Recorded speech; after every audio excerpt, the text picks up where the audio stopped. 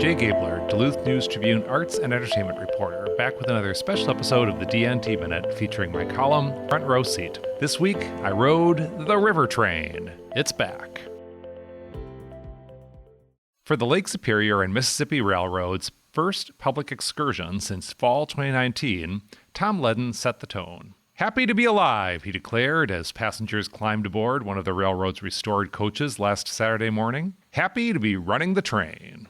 Ledden took a microphone and provided running commentary during the train's 70-minute run south along the St. Louis River. Many passengers weren't able to hear him, though, as they left the enclosed coaches and enjoyed the sunny weather from the train's open-air safari car. The North Shore Scenic Railroad is bigger, busier, and more visible, but Northland train buffs recognize the Lake Superior and Mississippi Railroad as its predecessor, both in the line's original construction and in its present-day service as a tourist attraction. Engineer Harold Doles, standing outside the line's borrowed locomotive before the train departed its Irving neighborhood depot last Saturday, said, "This was the first rail line that came into Duluth in 1870. That connected us with St. Paul and connected Duluth with the rest of the world. That allowed it to become the city it is now."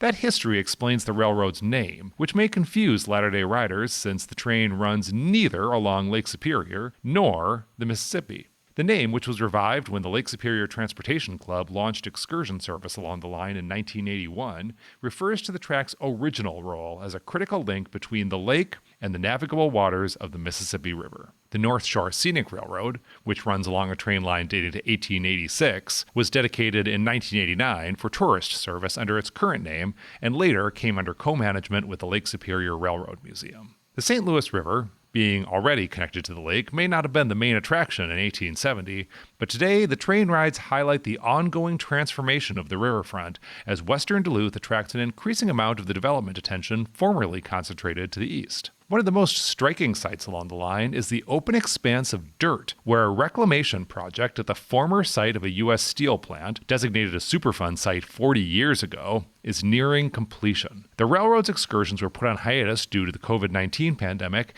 Then the pause in operations extended while work on the U.S. steel site prevented access to that section of the line. Rail service along the river's west bank might never have returned at all.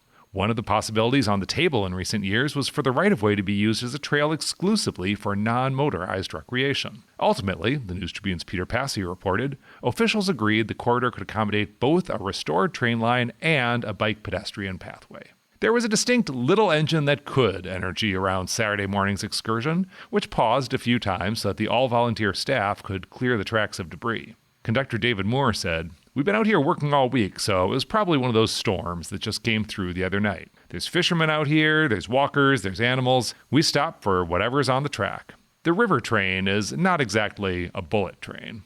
When the first train arrived in Duluth from St. Paul back on August 1st, 1870, Ledden told passengers, it traveled at the same speed as we'll be traveling today, 10 miles per hour.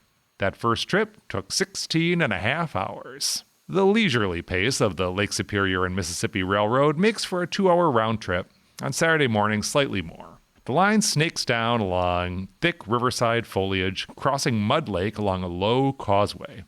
A train rarely feels so much like a boat.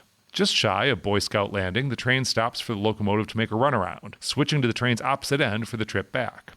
With the railroad's usual engine under repairs that are dragging on due to supply chain issues, a borrowed locomotive from the Wisconsin Great Northern Railroad in Trego is currently in use. The safari car passengers cheered as the locomotive locked into its return trip position Saturday morning. While there were dozens on board, the train was running well under its total capacity of 150. Volunteers hope the word will get out about their resumed excursions, which employ renovated coaches, both dating to 1912, and the rebuilt safari car, a converted 1928 flat car.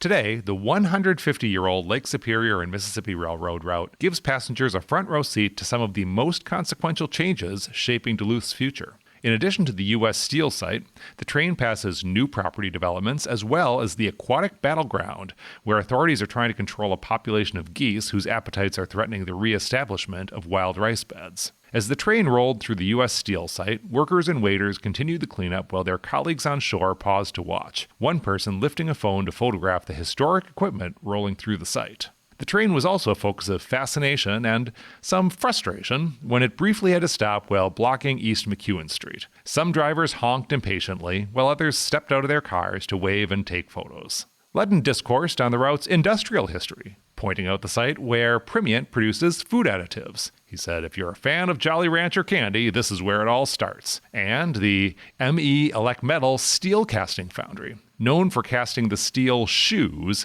on the massive crawlers that carry NASA spacecraft to the launch pad. But never mind Mars. On Saturday, the railroad volunteers were pleased enough to have taken their 10-mile-per-hour train on its first successful public round-trip mission to the river landing since 2019. As I rose to exit the coach, an ebullient staffer stopped and deposited a souvenir in my palm. These are supposed to be for kids, she said about the train-flattened penny, but you can have one too. That's this week's column. For next week's column, I'll be talking to acclaimed Duluth photographer Dudley Edmondson about his new film, and we'll be talking with the subject of that film as well, a photographer of great achievement in his own right. That's next week. Until then, I'm Jay Gabler, Duluth News Tribune.